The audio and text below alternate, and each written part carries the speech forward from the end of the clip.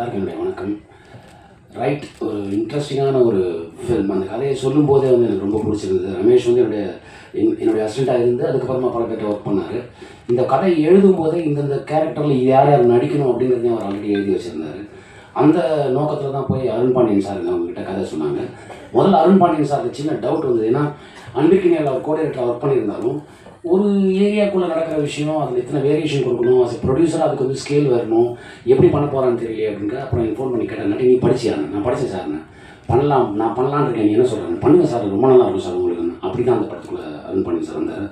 ரொம்ப தேங்க்ஸ். அவரோட மெமரி வந்து பெரிய ஸ்ட்ராங்கான மெமரி. ஆல்மோஸ்ட் அவர் வந்து இந்த படத்தில் ஒரு ஆர்டிஸ்டாக ஒர்க் பண்ணாமல் ஒரு கோஆர்டினேட்டர் மாதிரி ஒர்க் பண்ணார். அதுதான் பெரிய விஷயம். ஒவ்வொரு கண்டினியூட்டியும் எல்லாரும் ஸ்டேஜிங் போது தான் அவர் ஹெல்ப் பண்ணி அப்படிலாம் பண்ணார். அது அவரோட எக்ஸ்பீரியன்ஸ் எல்லாத்தையும் ஷேர் பண்ணார். அதெல்லாம் சந்தோஷமான ஒரு விஷயம். அதுக்கப்புறமா வினோதினி மேம் வந்து கமல் சார் டீமு. அவருக்கு ஈக்குவலாக படிக்கக்கூடிய ஒரு ஒரு லேடி. அவங்க பல விஷயங்களை படித்தவங்க. அது ரொம்ப ஆச்சரியமான ஒரு விஷயம். அவங்க வந்து அவங்க வந்து அந்த செட்டுக்குள்ளே வந்துட்டு காலையிலேருந்து சாயங்காலம் ஒரு இடத்துல உட்காத்தியே வச்சுருப்போம், நகராமலே இருப்பாங்க. பாவமாக இருக்கும் பார்க்குறதுக்கு. அப்படி ஒர்க் பண்ணாங்க அந்த படத்தில். வந்து கிட்டத்தட்ட ஒரு 10 நாள் ஒர்க் பண்ணியிருப்பாங்கன்னு நினைக்கிறேன். 7 days whatever days அவங்க. அப்புறம் அக்ஷரா ரெட்டி, அவங்க வந்து ஒரு பாரம்பரியமான குடும்பத்துலேருந்து வந்தவங்க. அக்ஷரா ரெட்டியோட ஃபாதர் வந்து சுதாகர் ரெட்டி சார். ஐஐடி சென்னையில் வந்து கெமிக்கல் இதில் வந்து கோல்டு மெடலிஸ்ட். ரெண்டாவது பார்லிமெண்ட் இதெல்லாம் கன்ஸ்ட்ரக்ஷன் பண்ணும்போது அதுக்கு புல்லட் ப்ரூஃப் பண்ணி கொடுத்த ஒரு ஃபேமிலி. அவங்க வந்து அப்படிப்பட்ட ஒரு குடும்பத்துலேருந்து வந்தவங்க. அவங்ககிட்ட டேண்ட்ரம்ங்கிற வார்த்தைக்கு அர்த்தமே தெரியாது அவங்களுக்கு. எப்படி வந்து பண்ணாங்க அவங்க அந்த அந்த டெடிக்கேஷனுக்கு. காலையில் 7 மணிக்கு வந்தாங்கன்னா நைட்டு 10 மணி வரைக்கும் நின்றுட்டே இருப்பாங்க. அந்த மாதிரியான ஒரு ஒரு ஒரு பெரிய சப்போர்ட் அவங்க இது பண்ணாங்க. மறக்கவே முடியாது. தேங்க்யூ அக்ஷரா, நீங்கள் ரொம்ப நல்லா பண்ணுது. அப்புறம் யுவினா, நான் அது இது சொல்ல முடியாது, அதனால நான் இப்போ எதுவும் சொல்ல விரும்பல.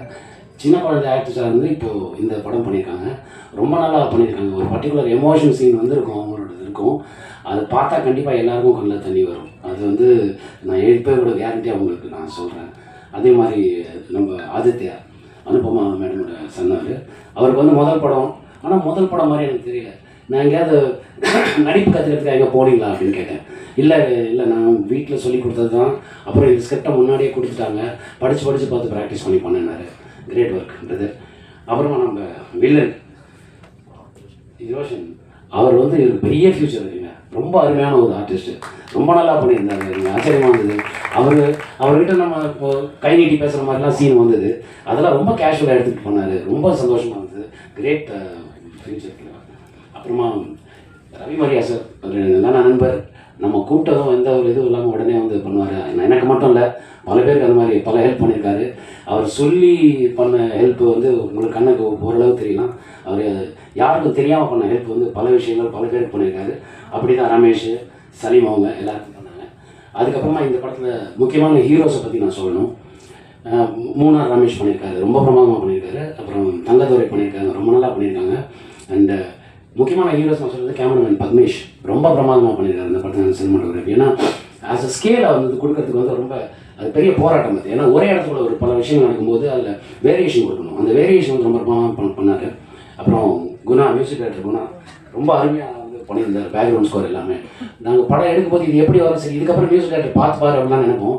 அவர் பார்க்கலாம், நாங்கள் அதிலே வாழ்ந்துட்டார். ரொம்ப பிரமாதமாக பண்ணியிருந்தார். அப்புறம் art director Damu sir, brilliant sir.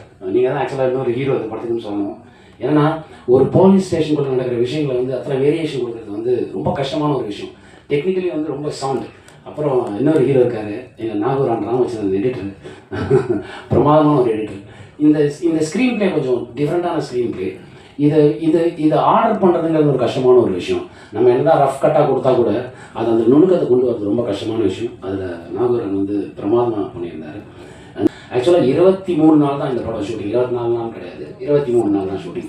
ரொம்ப பிரமாதமாக பண்ணாங்க. அண்ட் இதுக்கு மேலே நான் என்ன சொல்கிறது, நீங்கள் வந்து தியேட்டரில் வந்து பார்க்கணும். ஏன்னா இதில் முக்கியமான விஷயம் இருக்குது. நம்ம முன்னோர்கள் பல விஷயங்கள் அவங்க சொல்லிட்டு போயிருக்காங்க. இதில் என்னென்னா, நம்ம குழந்தைங்களுக்கு நம்ம தான் சுதந்திரம் கொடுக்க வேண்டியது நம்மளோட கடமை. ஆனால் கட்டுப்பாடற்ற சுதந்திரம் வந்து அது ஆபத்தான வழிக்கு கூட்டிகிட்டு போயிடும். அதை மைண்டில் வச்சுக்கணும். நம்ம வந்து நம்ம குழந்தைகள் மேலே சுதந்திரம் கொடுக்குறங்கிற பேரில் ஒரு கண் வைக்கலாம். ஆனால் அவங்களை ஸ்டாப் பண்ணக்கூடாது, அவங்கள ஃபோர்ஸ் பண்ணக்கூடாது.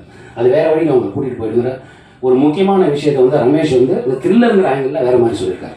ஸோ இது வந்து எல்லாரையும் இப்போ ரீச் ஆகும்னு நினைக்கிறேன். இப்படி ஒரு வாய்ப்பு கொடுத்த எல்லாருக்கும் என்னுடைய நன்றி.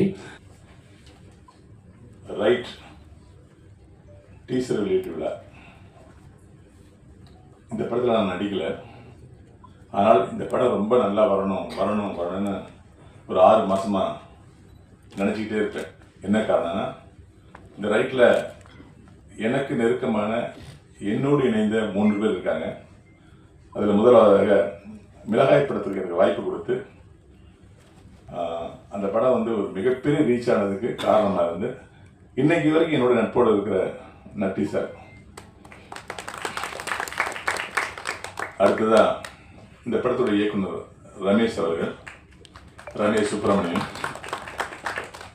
மிளகாய் படத்தில் அவர் வந்து அசோசியேட் டைரக்டர். அவர் எப்படின்னா, என்னுடைய சிந்தனை எவ்வளோ வேகமாக ஓடுமோ அந்த அளவுக்கு அவருடைய டிடிபி ரைட்டிங் ஃபாஸ்ட்டாக வரும். நான் டைலாக் எழுதும்போது அந்த படத்தோட டைலாக் வந்து நான் 15 நாள் எழுதணும் அப்படின்னு சொல்லிட்டு நட்டி சார் ஆஃபீஸில் உட்காந்து, பேப்பர்லாம் எதுவுமே இருக்காது, சீன் நம்பர் 1 ரமேஷ் அப்படிமே, அவர் ரெடி சார் அப்படிம்பாரு, சொல்லிட்டே இருப்பேன். நான் சொல்கிறத விட அதே ஃபாஸ்ட்டாக அடிப்பார். சார் அடுத்து சார் இருப்பார், இருங்க ரமேஷ் திங்க் பண்ணிக்கிறேன் அப்படிமே. என்ன அவ்வளோ ஃபாஸ்ட்டாக அடிப்பார். அது என்ன மதுரை ஸ்லாங் டைலாக் ஃபுல்லாக.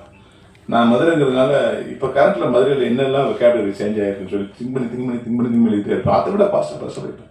ஸோ நான் 15 நாள் எழுதுனது டைலாக 11 நாள் எழுதி முடித்தேன். அவ்வளவு ஸ்பீடான ஒரு அசிஸ்டன்ட் டைரக்டர் ரமேஷ் அவர்கள். அதுக்கப்புறம் நான் நடித்த ஜில்லாவில் ரமேஷ் சார் மறுபடியும் ஒர்க் பண்ணார்.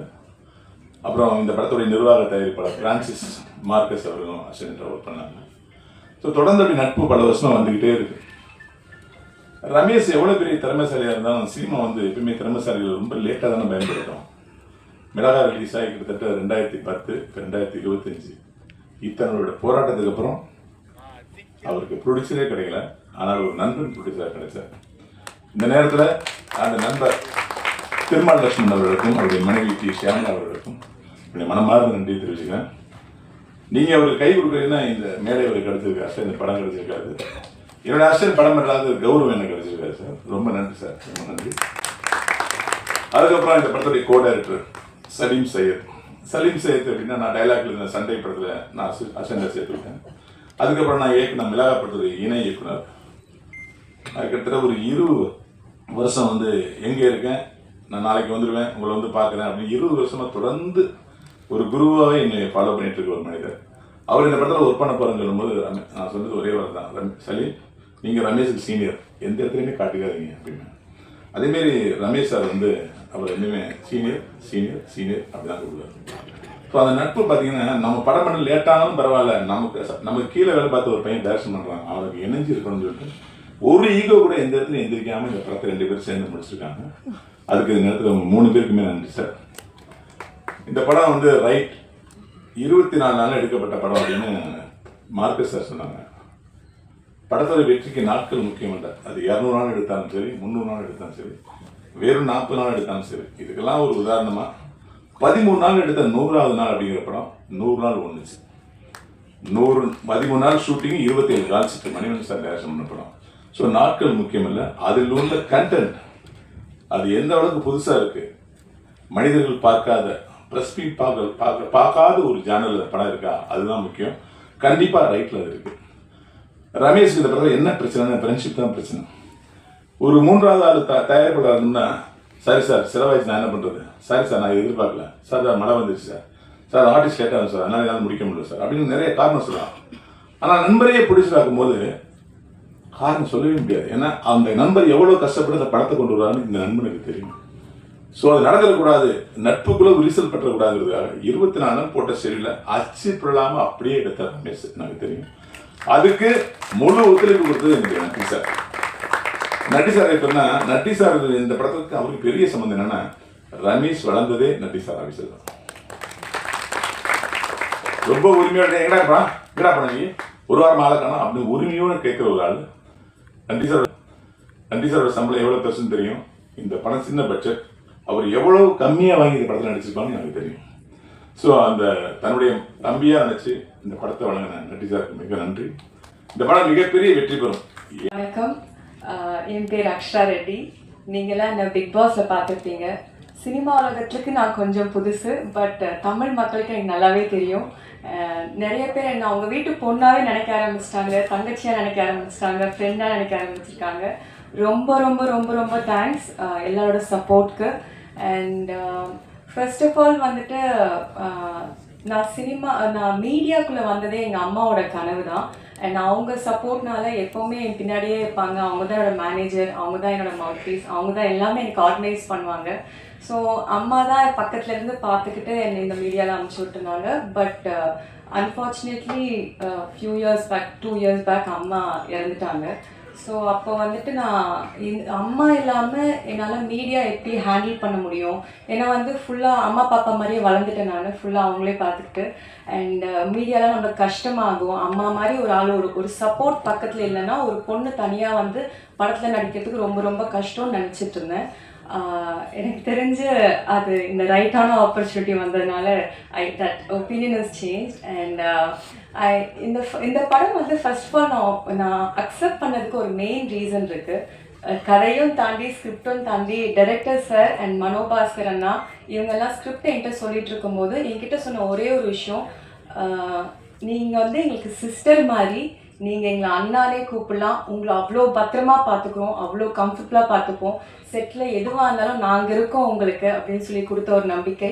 அது வந்துட்டு எனக்கு ரொம்ப வந்துட்டு அப்பா இப்படிலாம் சொல்லுவாங்களா, மீடியாவில் இப்படி வெல்கம் பண்ணுவாங்களா நான் யோசிச்சு பார்க்கும்போது நினச்சிட்டு இருந்தேன்.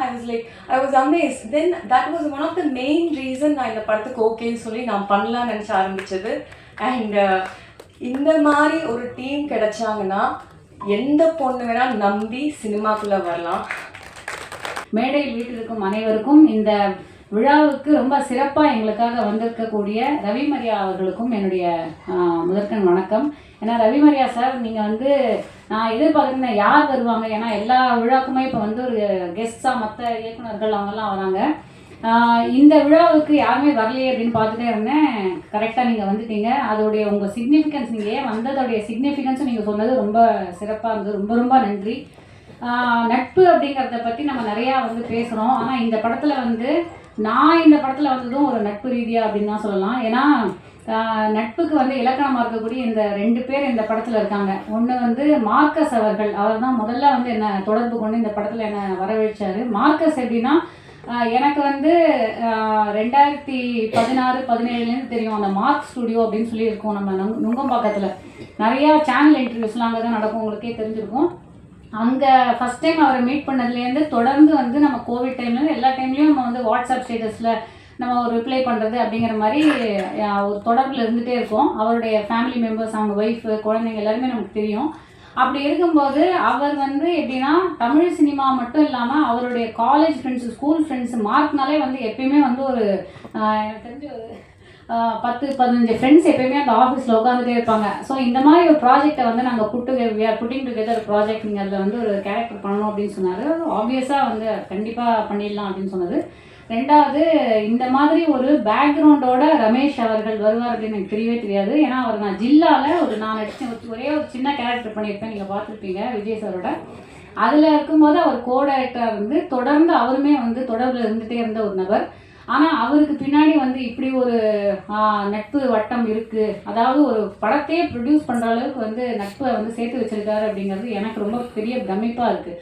ஸோ அதுவும் வந்து இவருக்கு வந்து முதல் படம். அண்ட் அதை அக்ஷரா அவங்களுக்கு, அதாவது வந்து இந்த படம் வந்து பல பேருக்கு வந்து முதல் படமாக அமையிறது அப்படிங்கிறது ரொம்ப ஒரு சிறப்பான விஷயம். அதாவது இவருக்கு டைரக்டருக்கு வந்து ஃபர்ஸ்ட் படம், அதே மாதிரி குணா பாலசுப்ரமணியன் அவர்களுக்கு தமிழில் வந்து முதல் படம் இசையமைக்கிறாரு.